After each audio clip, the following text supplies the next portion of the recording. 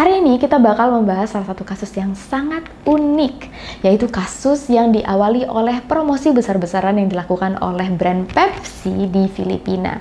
Gue ngomong Pepsi sampai kegigit bibir. Bukan kegigit bibir, siapa sih gigit pipi? Siapa yang menyangka jualan barang promosi bisa berujung nyawa melayang? Kasus yang dikenal dengan nama number fever ini bahkan sampai sekarang menjadi contoh yang sangat berusaha dijauhi oleh brand-brand lain.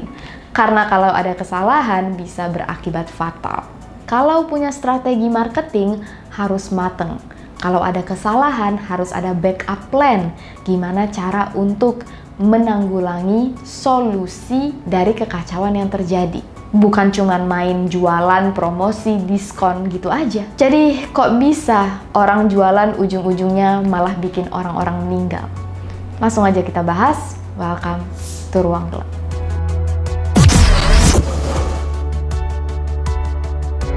Ceritanya, di awal tahun 1992, Pepsi lagi bersaing hangat-hangatnya dengan Coca-Cola. Kalian tahu beberapa produk Pepsi kayak Mountain Dew, 7-Up kalah pamor dibandingkan brand Coca-Cola kayak Sprite, Fanta. Jadi, pihak marketing Pepsi muter otak. Gimana sih cara untuk menaikkan tingkat penjualan? Promosi apa yang harus mereka lakukan? Gimana caranya supaya masyarakat Filipina lebih menyukai brand mereka? Waktu lagi berembuk, berdiskusi, mencari ide, salah satu pemimpin eksekutif Pepsi yang bernama Pedro Vergara mencetuskan sebuah konsep ide yang sangat menarik. Tapi idenya ini beda dari orang-orang lain. Idenya dari awal tuh udah cukup gila. Ide yang akhirnya dinamai number fever ini konsepnya agak mirip lotre. Pedro menyarankan untuk mencetak tutup botol Pepsi dengan angka. Di bawah angka ini nantinya juga ditulis nominal uang. Nah, nantinya di waktu-waktu tertentu pihak Pepsi akan menayangkan nomor berapa yang bakal memenangkan hadiah. Ibaratnya nih, singkatnya aja. Kalian beli Pepsi terus di tutup botolnya ada nomor 305. Di bawah nomor 305 ada tulisan misalnya 1 juta peso. Oke? Berarti kalau nanti pas pengumuman ditayangkan nomornya 305, otomatis kalian dapat uang 1 juta peso. Karena nomor kalian 305, di bawahnya ada 1 juta peso. Kalau misalnya nomor yang kalian punya itu 305, di bawahnya tulisan 5 juta peso, ya udah berarti kalian dapat 5 juta peso. Gitu. Paham kan ya? Balik lagi ke cerita, hadiah-hadiah yang ditawarkan oleh Pepsi itu berjumlah sekitar 100.000 peso sampai 1 juta peso. Nah, 1 juta peso itu bisa dibilang 61 kali UMR-nya Filipina waktu itu. 611 kali malah, gue salah baca. 611 kali UMR masyarakat Filipina waktu itu. Yang berarti jumlahnya sangat fantastis. Nomor-nomor cantik ini dicetak oleh pihak Pepsi ke botol-botol minuman yang paling diminati dari brand mereka, seperti Mountain Dew, Pepsi, dan 7-Up. Gua suka banget Mountain Dew. Sekarang jadi pengen minum Mountain Dew. Dan rupanya nomor-nomor cantik ini bakal diumumin oleh Pepsi setiap malam di Channel 2. Siapapun yang punya tutup botol yang nomornya persis tertayang di layar televisi berarti adalah pemenangnya. Simple, mudah, dan sangat menarik. Persis lotre. Untuk menyukseskan promosi acara Number Fever ini, Pepsi bekerjasama dengan salah satu perusahaan Meksiko yang bernama DJ Concultores. Kalau penyebutannya salah, gue mohon maaf. DJ Concultores inilah yang menyebarkan berita promosi ini ke seluruh wilayah di Filipina. Supaya makin banyak orang yang tahu, ikut berpartisipasi, ikut membeli, memborong botol dengan harapan mereka yang bakal memenangkan acara Lotre Number Fever ini. Rupanya, cara teknik pemasaran yang dilakukan oleh DJ Consultores ini berhasil menarik banyak perhatian orang. Acara yang mereka lakukan, promosi yang mereka sebarkan besar-besaran, benar-benar sukses. Soalnya, mereka bilang setiap orang yang beli Pepsi punya kesempatan untuk menjadi jutawan. Dan siapa sih yang gak mau jadi jutawan? Di antara kalian, ada satu orang beruntung yang bisa memenangkan 1 juta peso hanya dengan membeli minuman. Semenjak ajang promosi ini dikeluarkan, peningkatan penjualan dari Pepsi memang naik secara signifikan. Bahkan menurut Presiden Filipina waktu itu yang bernama Rodolfo Salazar, hampir setengah dari penduduk Filipina ikut berpartisipasi dalam acara Number Fever ini. Karena itu, pada tahun 1992, promosi campaign Pepsi dinyatakan sebagai ajang promosi paling sukses di dunia. Mesin-mesin di pabrik yang awalnya cuma bekerja selama 10 jam satu hari, jadi bekerja selama 20 jam. Meningkat 2 kali lipat dari sebelumnya. Dan janji Pepsi yang akan memberikan hadiah untuk orang yang beruntung benar-benar ditepati. Bahkan waktu itu hadiah 1 juta peso sudah dimenangkan oleh 17 pembeli. Makin banyaklah orang-orang yang berharap, siapa tahu waktu mereka haus itu adalah tanda bahwa mereka akan menjadi jutawan. Terus, kalau strategi ini sangat sukses, kok bisa acara promosi ini justru menjadi yang terburuk dan membuat banyak orang meninggal? Di mana letak gilanya? Di mana letak kesalahannya? Jawabannya adalah karena manusia tamak.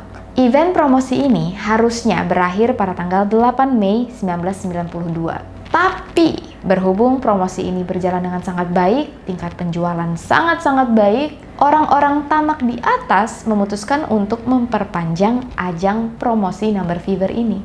Acara lotre yang harusnya cuma sebentar diperpanjang. Dan karena persiapan yang tidak matang, inilah yang menyebabkan acara promosi menjadi kacau. Kalian tahu, saking orang-orang terobsesi ingin memenangkan tutup botol dengan nomor yang sama dengan yang tayang di TV, manusia menjadi makhluk paling jahat. Ada pembantu yang rela mencuri tutup botol majikannya sendiri waktu tahu majikannya menang. Ada juga pegawai Pepsi yang dibunuh hanya karena pembunuhnya ini ingin mendapatkan tutup botol dengan nilai nominal hadiah tertinggi. Sisi jelek manusianya mulai keluar. Tapi ini baru permulaan. Kekacauan yang sebenarnya baru akan terjadi. Begitu jumlah kejahatan mulai naik seiringan dengan promosi Pepsi yang dijalankan, kondisi negara Filipina makin tidak aman. Salah satu orang Filipina yang berharap akan menjadi jutawan selanjutnya adalah wanita bernama Marilee So. Di malam tanggal 25 Mei 1992, Marilee So dan suaminya adalah salah satu dari 70% orang yang mantengin TV untuk ngeliat pengumuman angka lotre siapa yang menang. Siapakah pemilik tutup botol beruntung yang akan menjadi pemenangnya malam itu? Waktu mereka mantengin TV, menunggu tiap detiknya dengan ketegangan yang luar biasa. Ulang, gak usah lebay DM. Waktu mereka mantengin TV, nontonin acara sambil deg-degan, begitu angka dari Pepsi keluar, mereka teriak, angka 349. Angka yang tertera di layar televisi persis dengan yang ada di dalam tutup botol Marilee So. Di bawah angka 349 milik Marilee ada tulisan 1 juta peso. Mimpi Marilee terkabul. Dia yang menjadi jutawan selanjutnya. Malam itu pasangan suami istri ini langsung lari-lari, heboh, nari-nari di depan TV. Seneng banget. Siapa sih yang gak seneng dapat uang 1 juta peso, 611 kali UMR? Itu bisa kerja berapa tahun tuh duitnya baru terkumpul. Waktu Marilee dan suaminya lagi berdansa, berpesta, merayakan kemenangan mereka, di rumah orang-orang lain, rupanya ada banyak juga yang ikut pesta. Contoh salah satunya di rumah Ernesto de Guzman de Lina yang berprofesi sebagai tukang becak. Ernesto bahagia, nangis bukan main, tutup botolnya yang bernomor 349 yang seharga 500.000 peso tayang di televisi. Pokoknya nggak peduli berapa nominal yang tertulis di bawah angka, selama nomor 3 digit itu yang keluar, itulah yang akan dimenangkan oleh siapapun yang punya nomor itu. Paham kan? Itulah kenapa Marilee memenangkan 1 juta peso dan Ernesto memenangkan 500.000 peso. Nggak peduli berapapun nominal di bawah, yang jelas 349-nya udah benar. Tapi, Merely dan Ernesto bukanlah satu-satunya orang yang berbahagia malam itu. Ada juga seorang supir taksi yang punya 3 tutup botol 349 dan masing-masing bertuliskan 1 juta peso. Kalian bayangin gimana bahagianya sopir taksi ini. 3 tutup botol masing-masing 1 juta peso. Jutawan mendadak. Jadi besok harinya mereka-mereka yang memenangkan tutup botol 349 langsung disuruh untuk datang ke pabrik yang waktu itu terletak di Quezon City di timur laut Manila. Berkumpullah ada beberapa belas orang yang rupanya memenangkan hadiah malam itu. Tapi jumlah beberapa belas orang ini semakin lama semakin bertambah. Awalnya jadi ratusan, lama-lama jadi ribuan, ujung-ujungnya jadi ratusan ribu orang. Salah satu sekretaris pemasaran Pepsi yang bernama Rosemary Vera langsung bingung. Ini kok bisa yang menang banyak banget? Keluarga aku juga ada banyak yang menang. Ini sebenarnya ada yang error apa gimana? Staf yang kerja di Pepsi mulai pucat. Kayaknya ada yang salah. Kok bisa yang menang ratusan ribu orang? Gimana cara Pepsi membayar orang-orang ini? Jelas-jelas nih bakal rugi besar. Berhubung jumlah orang yang berkerumun di pabrik untuk mengklaim hadiah mereka semakin banyak, pihak pabrik langsung menelpon kantor pusat Pepsi yang ada di Filipina. Tanggapan dari Pepsi, mereka bilang kayaknya ada yang error dari TV. Harusnya nomor yang ditayangkan bukan 349. Tapi bentar, lagi kami investigasi. Begitu rumor bahwa nomor 349 ini adalah nomor error, orang-orang yang sudah nunggu seharian di pabrik marah. Mereka ngamuk, ya tentu aja lah. Bayangin malam itu pasti mereka tuh udah tidur sambil mikirin mau beli barang apa aja, mau beli apa aja. Sorry. Gue tadi mau bilang apa tau nggak? Gue mau bilang mau check out barang apa aja. Tahun 1992, nggak ada yang namanya check out-an. Ya wajar lah mereka ngamuk, mereka marah. Malam itu pasti mereka semua tuh udah kebayang mau bayar utang, lunasin cicilan, beli barang, akhirnya bisa berhenti kerja. Tiba-tiba hayalan-hayalan ini harus mereka relakan hanya gara-gara pihak Pepsi error. Ya, yang error kan mereka ya, kok kita yang menanggung? Itu yang ada di pikiran para pemenang. Mereka nggak peduli, kalian yang salah, yang jelas kami, nomor kami yang ditayangin bukan salah kami. Kan kalian janji, nomor yang ditayangin nomor yang menang. Tanggung jawab dong. Mereka nggak mau meninggalkan pabrik. Pokoknya mereka mau uang mereka dibayarkan. Nggak peduli orang Pepsi mau ngomong apa. Nggak lama kemudian pihak Pepsi bilang, nomor yang sebenarnya menang adalah nomor 134, bukan 349. Jadi, yang punya tutup botol 349 dipersilakan untuk pulang karena kalian bukan pemenangnya. Para pemilik tutup botol 349 ngamuk. Ada yang ngambil batu, mereka lempar pabrik ini pakai barang apa aja yang bisa merusak. Truk-truk Pepsi yang terparkir juga mereka rusak, mereka ancurin. Beberapa pintu masuk juga berusaha untuk didobrak, mereka pengen protes langsung dengan orang-orang yang ada di dalam gedung. Dan karena kekacauan ini, di siang hari itu pihak polisi dan juga beberapa, tentara, semuanya pada berdiri untuk menghalangi gedung pabrik. Berusaha untuk mengontrol massa, menenangkan massa. Tapi siapa sih yang gak gerem guys? Kayak bayangin kalian kira kalian menang, kalian bakal jadi orang kaya, terus tiba-tiba kayak, oh salah. Wajar gak sih? Kayak gue paham sih kenapa orang-orang ini kesel. Acara pengambilan hadiah yang seharusnya berurai air mata tangis bahagia, justru ujung-ujungnya jadi suasana demo. Orang-orang pada teriak, bawa batu, marah-marah, merusak fasilitas sekitar. Terhitung ada 37 truk Pepsi yang dirusak waktu itu. Berhubung perusahaan Pepsi di Filipina benar-benar kewalahan mengontrol massa dan juga berusaha untuk mencari solusi akibat error yang telah terjadi, mereka berusaha untuk menelpon pihak Pepsi yang ada di Amerika, yang tepatnya ada di New York kalau nggak salah. Cuman rupanya nggak tahu kenapa kayaknya sih orang Pepsi di New York kayak nggak mau ngurusin masalah ini. Mereka kayak nggak ngerespon sama sekali permintaan tolong dari Filipina. Bener-bener dari pihak New York mereka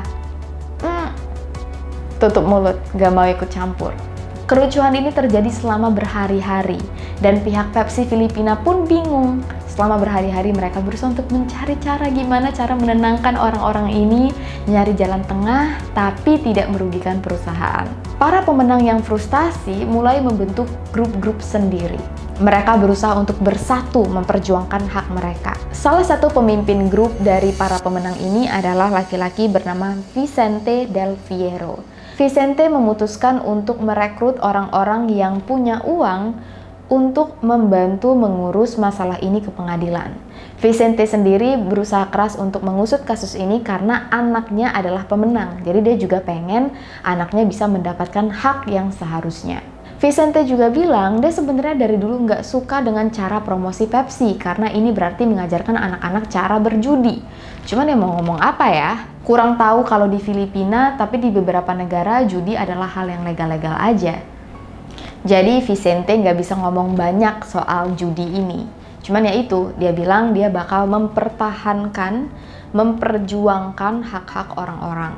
Jadi siapa yang mau nyumbang untuk bayar uang mengajukan gugatan ke pengadilan sangat dipersilahkan. Nah, perkumpulan yang diketuai oleh Vicente adalah perkumpulan yang benar. Ada banyak orang-orang jahat di luar sana yang justru memanfaatkan para pemenang untuk dikuras duitnya. Jadi ada orang-orang yang bikin perkumpulan nih, bilang mereka bakal bantuin para pemenang untuk memenangkan di pengadilan, tapi yang mau gabung ke perkumpulan ini harus bayar uang sebanyak 1.000 peso. Nah, tujuan para pendiri kelompok ini sebenarnya adalah uang. Mereka sebenarnya nggak peduli-peduli amat para pemegang botol ini bakal menang atau enggak. Di tengah-tengah kerusuhan ini, pihak Pepsi Filipina sadar bahwa kesalahan mereka terletak di pencetakan tutup botol. Ternyata tutup botol yang tercetak ada 800.000. Ada ratusan ribu orang yang ngantri di depan pabrik. Soalnya ada 800.000 orang yang menang. Setelah memutar otak, melakukan kalkulasi terhadap banyaknya orang-orang yang harus mereka bayar, Pepsi mengeluarkan statement. Mereka mengaku bersalah dan akan membayarkan uang kompensasi kepada para pemenang sebanyak 500 peso. 500 peso. Bayangin, para pembuat perkumpulan aja minta anggotanya bayar 1.000 peso untuk ngusut kasus ini tuntas. Ujung-ujungnya malah para pemenang cuma dibayar 500 peso. Jumlah yang sangat kecil ini tentu aja nggak diterima oleh banyak pemenang. Cuman ada sedikit orang yang menerima uang kompensasi ini. Yang lain masih ngotot ingin memenangkan hak mereka. Bahkan dengan membayar uang 500 peso aja, pihak Pepsi mengalami kerugian sekitar 6 juta dolar Amerika. Bayangin, yang harusnya mereka cuan, karena tamak jadinya rugi besar. Banyak banget orang yang protes. Mereka membakar ban, melemparkan bom molotov, dan merusak fasilitas Pepsi apa aja yang mereka lihat ada di jalanan. Saking seremnya situasi waktu itu, semua pegawai eksekutif Pepsi di Filipina dikawal untuk keluar dari Filipina menggunakan pengawal. Bahkan mereka-mereka yang berkebangsaan Amerika juga langsung disuruh pulang. Hampir setiap hari selalu ada yang berunjuk rasa. Di tengah unjuk rasa ini ada juga yang meninggal karena serangan jantung, pingsan, dan ada juga nih orang yang nggak tahu apa-apa, enggak ikut unjuk rasa, tapi juga jadi korban. Wanita Malang ini bernama Aniseta. Aniseta cuma mau beli beras, tapi malah jadi korban dari kelalaian Pepsi. Kekacauan ini nggak cuma berlangsung selama beberapa hari, beberapa minggu, tapi juga berbulan-bulan. Sebulan setelah kekacauan terjadi, kembali ada ledakan di salah satu pabrik Pepsi yang menewaskan 3 karyawan. Dan selama kekacauan terjadi, ada sekitar 10.000 gugatan di pengadilan yang ditujukan kepada pihak Pepsi. Akhirnya, pada Januari 1993, Pepsi harus membayar uang denda sebesar 150.000 peso pada Departemen Perdagangan dan Perindustrian Filipina karena telah menyimpang dari kampanye promosi yang sudah disetujui oleh pemerintah. Meskipun pihak Pepsi bilang mereka berusaha untuk meredamkan semua kekacauan ini tanpa korban jiwa, tapi pihak Pepsi sudah tidak mau lagi mengeluarkan uang untuk membayar kompensasi kepada siapapun. Masih ingat dengan Vicente Alfiero yang mendirikan perkumpulan untuk para pemenang supaya mereka bisa menggugat kesalahan Pepsi di pengadilan? Vicente menepati janjinya. Dia sampai berangkat ke New York, menuntut ganti rugi sebanyak 400 juta dolar, tapi sayangnya gugatan ini tidak berhasil dimenangkan. Dan sampai akhir kasus pun pihak Pepsi tidak melakukan pertanggungjawaban lebih lanjut. Kasus yang disebabkan oleh fever number bukan cuma menghilangkan nyawa dan juga menyebabkan kerusuhan, di mana mereka melakukan penolakan terhadap warga negara Amerika yang bekerja di sana. Kasus fever number ini juga menyebabkan tingkat kebencian orang Filipina terhadap warga Amerika semakin meningkat. Bahkan citra ini masih melekat di beberapa warga Filipina sampai sekarang. Dan sampai di sini dulu cerita kita pada kali ini. Thank you so much atas semua dukungan yang sudah kalian berikan kepada Ruang Gelap. Lebih dan kurang gue mohon maaf dan semoga kalian sehat-sehat selalu. I'll see you guys very soon in the next video. Thank you so very much. We adore you guys. Please. Kalau kalian suka dengan video ini jangan lupa untuk like, subscribe, nyalain loncengnya, share ke teman-teman kalian, follow Instagram kita di sini dan TikTok gue di sini.